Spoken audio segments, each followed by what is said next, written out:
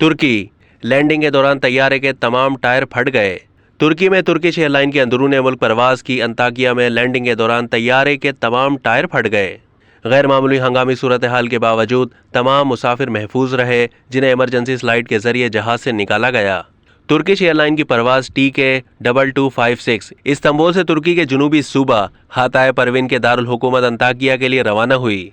Boeing 737 BF2 طیارے نے انطاکیہ airport کے رن وے نمبر 4 پر لینڈ کیا۔ رجسٹریشن کے 6 سال پرانے طیارے کے TCJVN لینڈنگ کے دوران تمام ٹائر بری طرح پھٹ گئے، تاہم خوش قسمتی سے طیارہ کسی بڑے حادثے کا شکار ہونے سے بال بچ گیا۔ اس ہنگامی صورتحال کے دوران مسافروں کو ایمرجنسی فلائٹس کے ذریعے طیارے سے نکالا گیا، جس میں سوار 104 مسافر اور عملے کے 6 ارکان محفوظ رہے۔ ایئرپورٹ شیڈول کے مطابق اس حادثے کے بعد انطاکیہ ایئرپورٹ کو کئی گھنٹوں کے لیے بند رکھا گیا۔ اس دوران 1.5 درجن سے زائد پروازوں کی آمد و رفت معطل رہی۔ اب تک کے لیے اتنا ہی۔ مزید معلومات کے لیے ڈیلی جنگ کے YouTube چینل کو سبسکرائب کیجیے۔